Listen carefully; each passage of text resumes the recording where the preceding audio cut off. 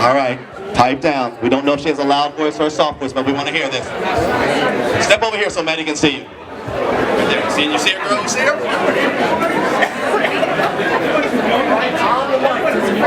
Okay. For those of you who don't know, before Maddy moved to her new house in Percy, she used to live in a neighborhood called Tapestry right here in Holland. The night before she moved, a bunch of us got together at her house to help her finish packing and so she could say goodbye to everyone. Since Maddy was so upset about moving, we all wanted to lift her spirits, so one of our friends came up with the brilliant idea to steal the street sign from the pole on her street so she could take it to her new house with her.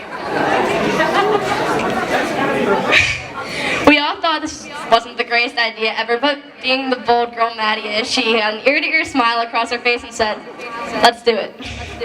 So the group of us kids waited until it got dark and creeped down to the end of Maddy Street, where we saw the intersection of Knox Court and Independence Drive.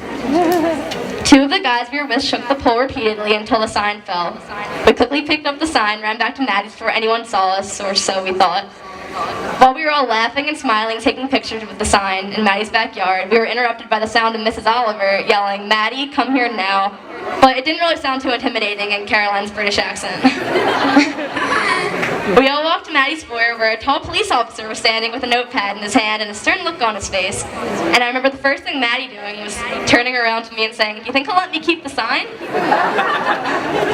Needless to say, we were back outside in no time with a roll of duct tape, trying to get the sign back on the pole. That was a night I'll never forget. That night for me was one of my Maddy moments. Everyone here tonight has had at least one Maddy moment, whether it's been something big or small.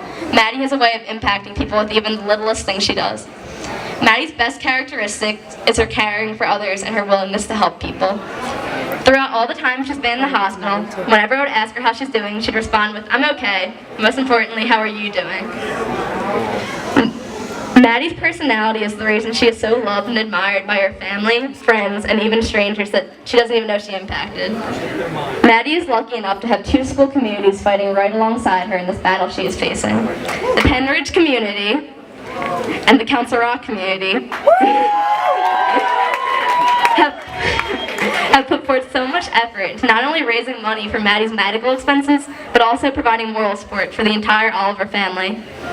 Maddy, know that you are not alone in this at all. Everyone here tonight loves you and is right beside you every step of the way. The situation is a direct example of bad things happening to good people because you're the best person I ever met.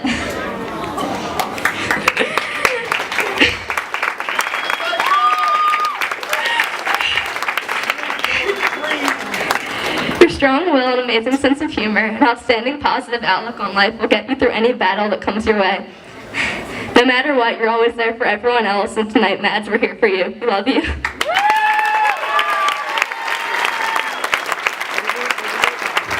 Go get your hug.